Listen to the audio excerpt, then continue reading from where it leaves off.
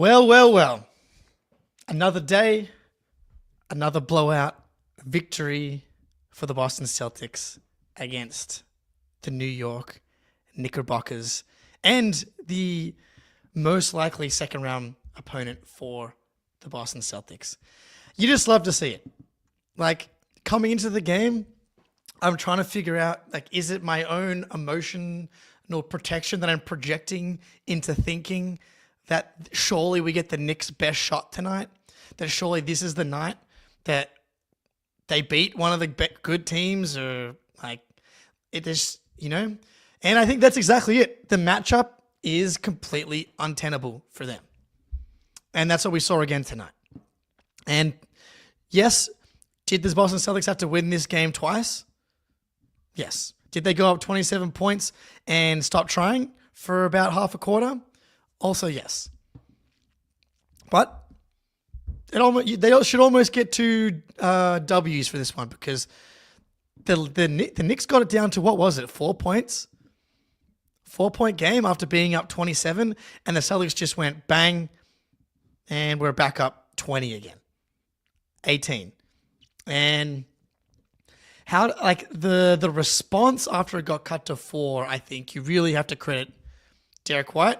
2 monster threes in the fourth quarter.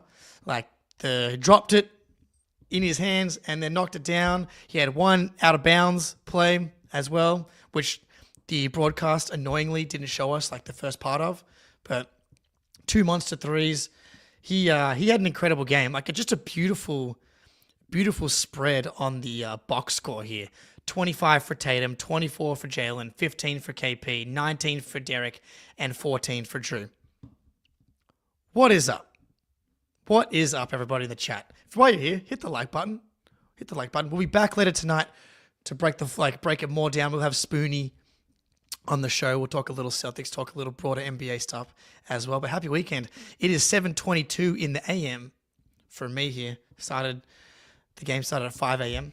And what better way to start your week on Monday morning than with the Celtics blowout of the New York Knicks? Absolutely beautiful. But yeah, like, who do you give the game ball to? Because I thought this was truly a team win. Like, it wasn't the same as the first 2 Knicks games where Tatum just goes absolutely berserk. But I thought Derek White and Jrue Holiday, and this is this is one of the superpowers of the Boston Celtics. If you want to call this team a super team, it's when you get these 2 guys playing like this. And that's like two-way monsters. And Derek White, offensively, we've kind of come to expect. I mean, this is kind of out of control. 7 for 10, 5 for 6 from 3, 9 rebounds, 7 assists, 1 steal. Like, that's kind of an absurd, team high plus 19.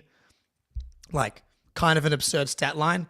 But I think something that Celtics fans have been searching for, hoping for, wondering about is Jrue Holiday. And are we seeing some decline? Can we count on him to be as good as he was last playoffs in the upcoming playoffs? And tonight was like one of the best defensive games he's played all season. And he was awesome in the Sixers game as well. Shout out RJ, appreciate you.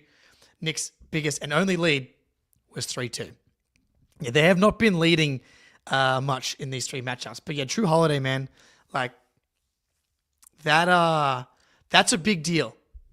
And he's been in and out of the lineup with the shoulder impingement. The shooting hasn't been there so far this year. I still think it's a small sample size, and I'm like a strong believer in Jrue Holiday's ability to be a good catch and shoot 3-point shooter, a career 40% plus 3-point shooter. And the first couple of games back, he's looked good shooting the ball, but physically he's looked really good. And something that I've been talking about is like the way that he plays defense. He's not necessarily like the quickest laterally. He's obviously good quick laterally, but what makes him special is his physicality and in the way that he brings the fight to the offensive player. And when he's playing like that, he just makes guys so uncomfortable. And it was everywhere, guarding Brunson, guarding Towns. And it wasn't just like, in the half court. It was like all the little things in transition when the Knicks are trying to bring the ball up or inbounding the ball. He's right there and stonewalling Brunson, making Brunson dribble the ball back and actually set up their half court defense or half court offense. Like those little plays, those little things. And he had one offensive rebound tonight. Felt like he had more. I thought Jrue playing like this is just a huge. It's just huge. Like I love Pritchard. I love that his development, but Jrue Holiday's ability to bully smaller players. He had a lovely drive on Payne tonight, attack mismatches, obviously the shooting that we talked about. But like the defense, when he's able to raise his level of defense to what we saw tonight, and like don't get it twisted, man. Like the Knicks are one of the best offensive teams in the league. That's just a fact. And he was blowing their shit up all night long. All night long. Oh yeah, great play when he drove baseline. We'd love to see it. Yeah, chuck the underrated play in the Discord. Join the Discord if you're not in there. Links are on the first of the floor Twitter page and my Twitter page. Don't forget to like and subscribe, of course. Appreciate you guys being here on another big Celtics win. Yeah, I felt the same. Like, is this a trap game? And now, dude, we are what? We're 8-1 going into the break. 7-1. We're on a 2-game winning streak now out of the break. Like, we're now putting together a run here of very, very good basketball. This is a team that had their lull that I think was driven by bad shooting and some lackluster defense. But last 10 games are 8-2. Last 15 games are 11-4. Like we're kind of back. We're kind of back, man. 10-3 in your last 13. Like this team's doing the thing that we expect. Outside of that little month there in December, January range, like this is what we're expecting. This is a team that's on pace now for 58 plus 59 wins. And you get out of in theory, a tough matchup tonight. You have a back-to-back against Pistons and the Raptors, I believe. And yeah, man, you're cruising. I would say with this game, you've essentially locked up the 2 seed. Like you are now 4 full games up on the Knicks, but you're really 5 games up on the Knicks. It's a 5-game winning streak for the Celtics, 41-16. Has that even updated yet? Or are we 42-16? Can't tell if NBA standings has updated yet. But back to the game. Jrue Holiday, incredible. Derek White, incredible. When that backcourt is playing like that, this team is so hard to deal with. Like, yes, Tatum wasn't as efficient as you'd like him to be tonight, but really he was one made basket away from having a really efficient night. Still gave you 25 points on 20 shots and 10 rebounds, 9 assists, 1 steal. Like, I thought he controlled the game. Really, really, really good from Tatum for the most part. And Jaylen, I thought first half, despite the Celtics being up 20 going into half, really struggled in the first half. And second half, I thought he was part of the group that settled us down after the Knicks came back. Much better from Jaylen. Really good in transition for the most part. There wasn't perfect, but like Jaylen in transition, I feel like we haven't seen that as much this year. The Celtics actually converted on some fast break opportunities tonight, which was nice. But yeah, man, just a true team win. KP, I thought that, like, what did we end up shooting from 3 as a team? We ended up shooting 38.6% from 3, which when you get 44 attempts up as a team, like you're going to win most of those games. Like the Knicks almost shot identical percentage to you, but they got 8 less attempts up. So we outshot them 3-point margin, 3 made threes, 9 extra points. Like, it's just really hard. And how many pick and pops did KP miss, right? Just wide open. 2 for 9 from 3 for a guy that's shooting 42% from 3 coming into tonight. Like, he's most likely going to just make a couple. He's going to have nights in a series where he's getting 9 attempts up and he's knocking down 5, 6, 7. And it's just not tenable. Like the Jays and KP combined for 5, 7 for like 26. And that's going to flip at some points. I mean, obviously you get the 5 for 6 from Derek White to counteract that.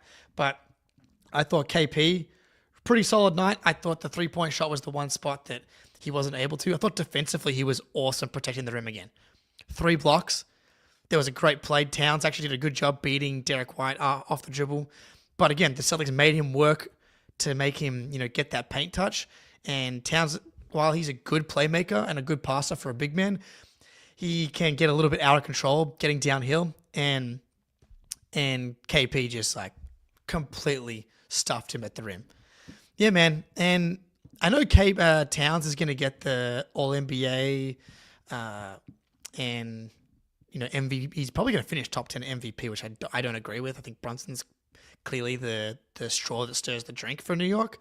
But in a playoff setting, not even just a playoff setting, like but all things are equal and both guys are healthy, KP is a better player to me. The defensive gap is so wide between Cat and KP, and like any offensive advantage I'm giving to Cat, like I think easily made up by KP's defense. Like he's a complete liability on the other end, Towns is. Whereas KP is a massive driver behind the Celtics having one of the best defenses in the NBA in the last 15 plus games and last season as well, right? Like he's just one of the best rim protectors in the NBA, and I thought that he did a really, really good job tonight. I thought like if I was going to assign a side of the ball to like as the driver of the win tonight, I thought it was the defense. Like I know in the first quarter was really where the game was won or lost, right? Like 38-19 for the Celtics, and I know that you put up 38 points, but the 19 points and the collective buy-in defensively from everybody on the court, I thought Tatum had an incredible defensive game tonight as well. I thought he let go of the rope a little bit as the rest of the team did as well in that third quarter. But defensively, the way that he's able to straight up just guard Towns now. Like I think like last season or the season before, he was able to kind of do it, but Towns was able to still kind of get some position on him. Now with the additional strength, like Towns had nothing for Tatum in those matchups. And we've talked about attacking Towns offensively for the Celtics, but like when the Knicks are trying to attack the Celtics, and the Knicks having a top 3, top 5 offense is driven by the pick and pop, the ability to get Towns in space and get up a ton of threes. Like Towns actually got up Towns only got up 4 threes tonight, and he knocked down 3 of them. And on the season, I'm checking right now how many 3-point attempts per game Towns is only getting 5 3-point attempts per game, but he's shooting 17 field goals per game. Now, Towns actually got up 20. He did not feel like that. Man, Towns had 24 points and 18 rebounds, and it felt like he was not very good.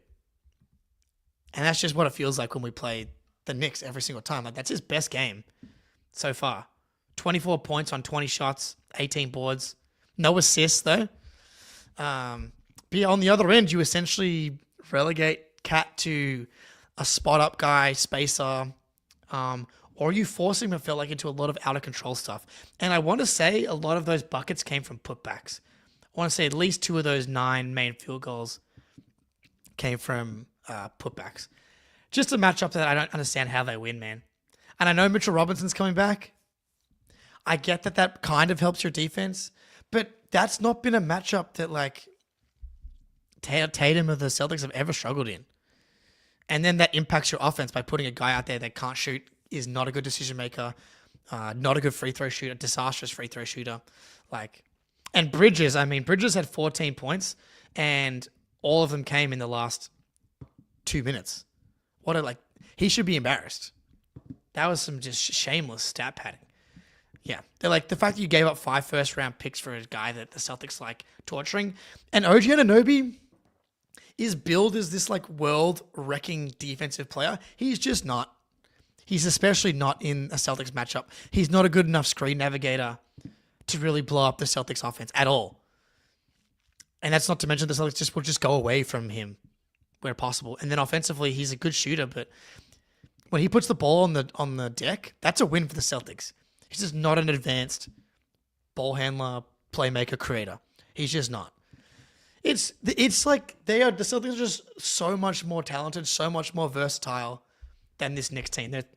The fact that this is the locked-in 2-3 matchup pretty much is a great news. I mean, the Knicks are 5 games up on the Pacers.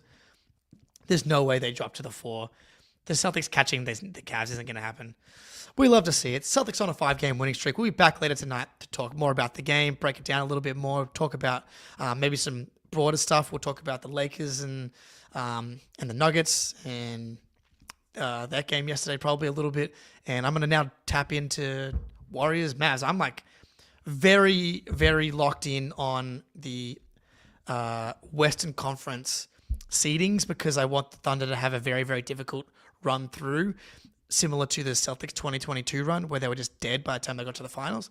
Alas, I like this quote, this comment from Jake C to close it out here. Tatum's a better defender than OG. I think it's time to make that decision, to make that, put that out in the basketball intelligentsia. Everybody, appreciate you all. Celtics win 5 in a row. That crept up on me a little bit. Love to see it. Appreciate you. Talk soon. Go Celtics.